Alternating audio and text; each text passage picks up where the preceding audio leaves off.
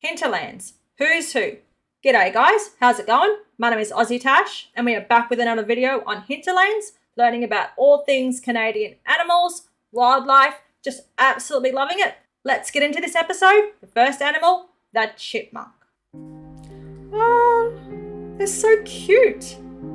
Look how small they are. Hello.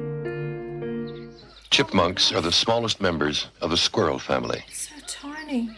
They're found in most parts of North America and Asia.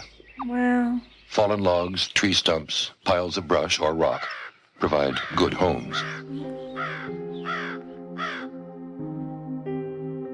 Hello.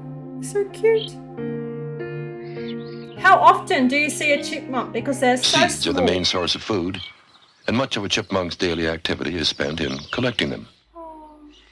When the cheek pouches are full, the chipmunk stores the seeds in its nest, or caches them on the ground, covering them with leaves and other litter. Oh my gosh.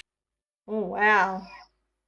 Unlike most owls, which nest high up, the burrowing owl makes its home underground, in burrows abandoned by other animals. Once common to the Canadian prairies, this owl is now on Canada's list of wildlife species at risk. Oh really? But researchers and landowners are working to change that. Okay. The burrowing owl. Man, I got Harry Potter vibes big time. Looks so beautiful. Is it still on the endangered species list? Obviously, this video was made quite a few decades ago. Not quite too sure. How cute was the chipmunk? How often do you see them? Because they are so small, so cute. I absolutely love these videos. Those eyes on those owls, oh man, they are really haunting, aren't they? Let's keep on going. Black-capped chickadees live all across Canada. Okay. You usually know them when you hear them because they often say their name when they call. Chickadee-dee-dee. These little birds are great at keeping track of food. When there's lots to go around, they stash some away for later. Amazingly, they can remember a particular hiding place for up to 28 days. That's cool. They even know which of the hidden items will give them the most energy. Wow. Chickadees eat a mix of seeds and bugs, which makes them really helpful to have around. Of course, they're always happy having a little extra food handy, and you can help by setting up a winter feeder. Aww. And by planting seeds for chickadee-friendly plants. Do you feed a chickadee? Do you have a little chickadee house? They're super cute. And they say their own name. That's really cool. The robin. The robin is one bird that almost everyone recognizes.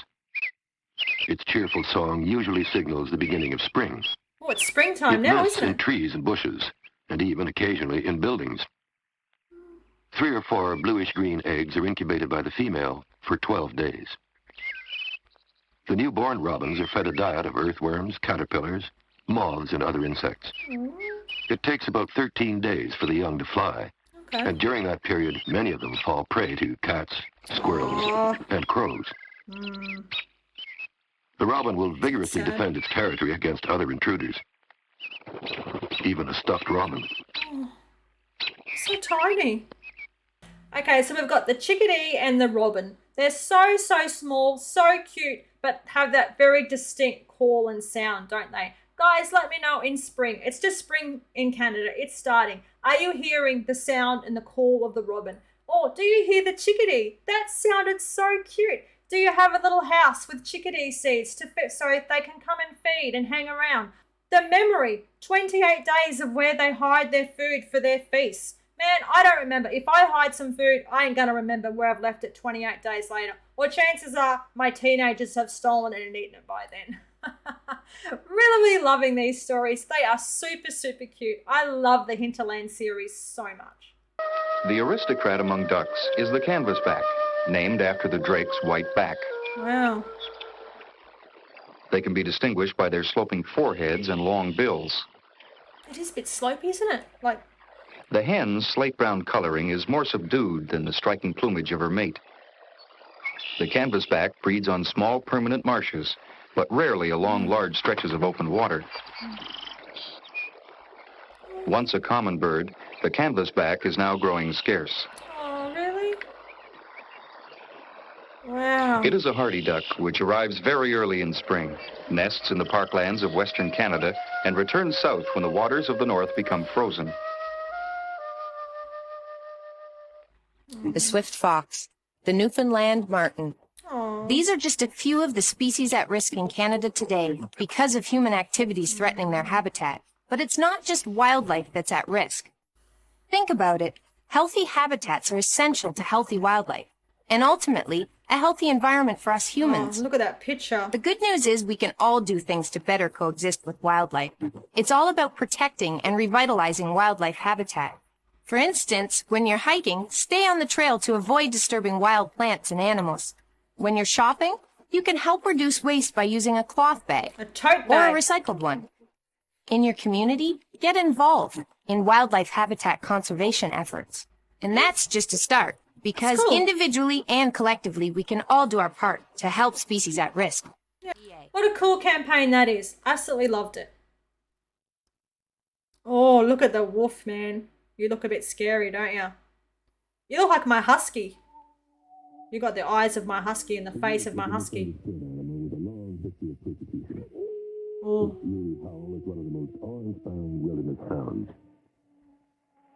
While its numbers are few in the United States, the wolf is still quite common in northern Canada. Wow. Wolves on Arctic islands are often snow white, while those found in eastern forests are usually gray-brown. Oh. Wolves are gregarious and family life is highly organized. The dominant wolf holds his tail high and eats first. My husky's got a Other high members tail usually too, know man. their place, Ooh. so fights are uncommon. Yeah. Pups are born in a den and may be cared for by several members of a family group. That's cool, man.